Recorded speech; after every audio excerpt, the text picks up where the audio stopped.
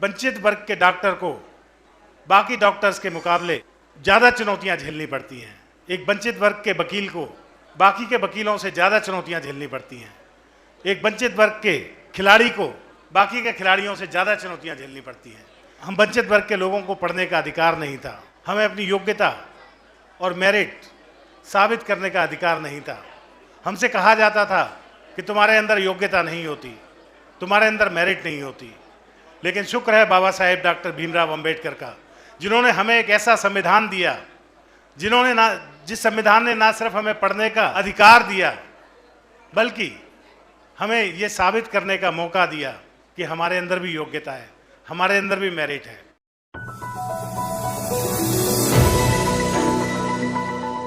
क्रांतिकारी जय भीम। दोस्तों, आज का ये अवार्ड फंक्शन उन युवा लड़के लड़कियों के सम्मान में रखा गया है जो सामाजिक, आर्थिक और शैक्षिक रूप से पिछड़े होने के बावजूद सफलता के नए कीर्तिमान स्थापित कर रहे हैं। कमाल की बात यह है कि ये किसी एक क्षेत्र में नहीं बल्कि तमाम क्षेत्रों में एक्सेल कर रहे हैं, अपने कीर्तिमान स्थापित कर रहे हैं। चाहे वो 10वीं की परीक्षा हो, 12वीं की परीक्षा हो, नीट की परीक्षा हो, IIT की परीक्षा हो, MBA की परीक्षा हो, SSC की परीक्षा हो या UPSC की परीक्षा हो, तमाम क्षेत्रों में हमारे बच्चे झंडे गाड़ रहे हैं।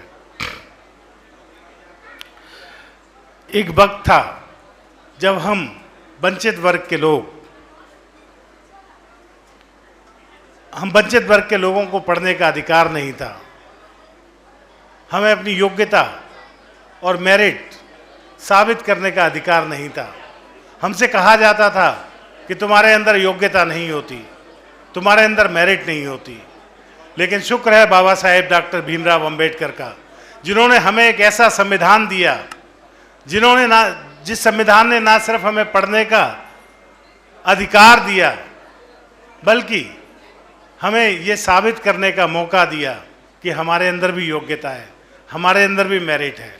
अगर बाबा साहेब का लिखा संविधान ना होता तो आज हम ये प्रूफ ना कर पाते कि हमारे बच्चों के अंदर, हमारे अंदर कोई योग्यता है, कोई मेरिट है, कोई विशेषता है। दोस्तों, मेरा मानना है कि संविधान और बाबा साहेब की कोशिशों ने हमारे रास्ते को बहुत आसान बनाया है।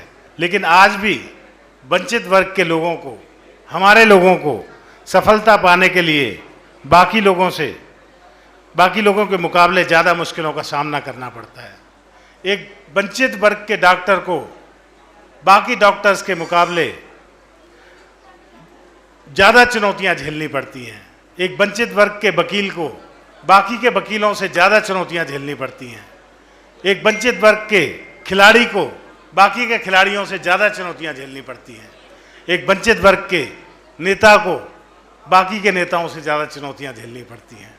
और एक वंचित वर्ग के स्टूडेंट को बाकी के स्टूडेंटों से ज़्यादा चुनौतियां झेलनी पड़ती हैं। लेकिन फिर भी हमारे हौसले कम नहीं हैं, हम पीछे हटने वाले नहीं हैं। जब तक तोड़ेंगे नहीं, जब तक छोड़ेंगे नहीं। हम आज जहां हैं कल से बेहतर हैं, हम आज जहां हैं कल से बेहतर हैं, और कल जहां होंगे आज से बेहतर होंगे। इस बात का भरोसा रखिए। हमें जो कुछ भी मिला है उसमें शिक्षा का सबसे अहम रोल रहा है। बाबा साहब यूं ही नहीं कहते थे कि शिक्षा शेरनी का दूध है, जो पिएगा वो दहाड़ेगा। शिक्षा ऐसे जागरूक नागरिक तैयार करती है जो सत्ता की आंखों में आंखें डालकर सवाल कर सकती हो। लेकिन आज केंद्र की सरकारों ने सवाल करना तो दूर, आवाज बुलंद करना, लोगों की आवाजें बंद करने पर सरकारें आमादा हैं। लेकिन मुझे फक्र है कि दिल्ली के लोकप्रिय मुख्यमंत्री अरविंद केजरीवाल शिक्षा और स्वास्थ्य के क्षेत्र में लगातार काम कर रहे हैं। हर बच्चे को शानदार शिक्षा, हर आमो खास को शानदार स्वास्थ्य सुविधाएं मुहैया कराकर,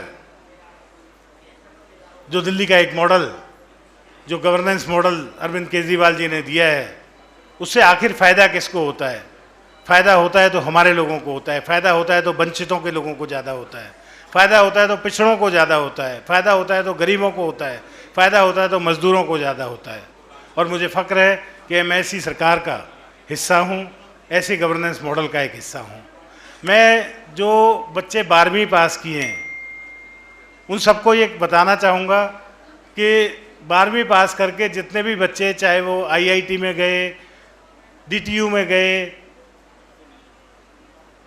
MBA में गए या MBBS के लिए गए, जहाँ भी वो गए 12वीं पास करके, जहाँ भी उनको एडमिशन मिला, वो पूरी की पूरी ट्यूशन फीस उनको दिल्ली सरकार वापस देती है SC ST OBC के बच्चों को।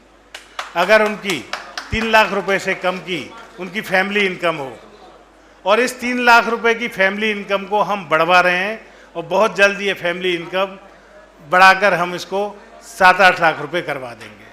तो सब बच्चे जिन्होंने 12वां पास किया है, पेरेंट बैठे हुए हैं, सब मेरे से मिल सकते हैं। कभी भी 9 बजे से 11 बजे तक मैं अपने निवास स्थान पर पाया जाता हूँ, जाकर मेरे से सलाह ले लें।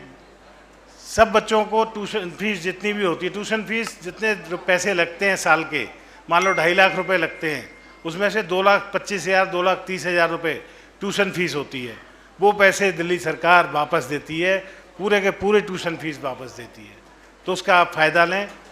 एक वेलफेयर गवर्नमेंट है, इसका आपको फ़ायदा लेना चाहिए। अंत में मैं इस बात के साथ अपनी बात ख़त्म करूँगा कि हम सब अपने समाज के वो लोग हैं जिनसे बाकी के लोगों को बहुत उम्मीदें हैं। आज हम जहाँ भी पहुँचे हैं, हमारे समाज की भी उसमें अहम भूमिका रही है। अब यह हमारी जिम्मेदारी हो जाती है कि हम अपनी सोसाइटी को पे बैक कैसे करें। मैं सफल होने वाले आप तमाम लोगों से ये उम्मीद करता हूँ, और ख़ास तौर से युवाओं से, कि पे बैक टू सोसाइटी के लिए हमेशा सोचें, जिसकी बात बाबा साहेब डॉक्टर भीमराव अंबेडकर हमेशा किया करते थे। जब हमारे देश समाज के वो लोग जो आगे बढ़ गए हैं सोसाइटी को पे बैक करना शुरू कर देंगे, तो वो दिन दूर नहीं होगा जब हम बाबा साहेब के सपनों का भारत बना पाएंगे, जब हम संविधान के आदर्शों का भारत बना पाएंगे। बहुत बहुत धन्यवाद, शुक्रिया। जय भीम, जय भारत, जय संविधान।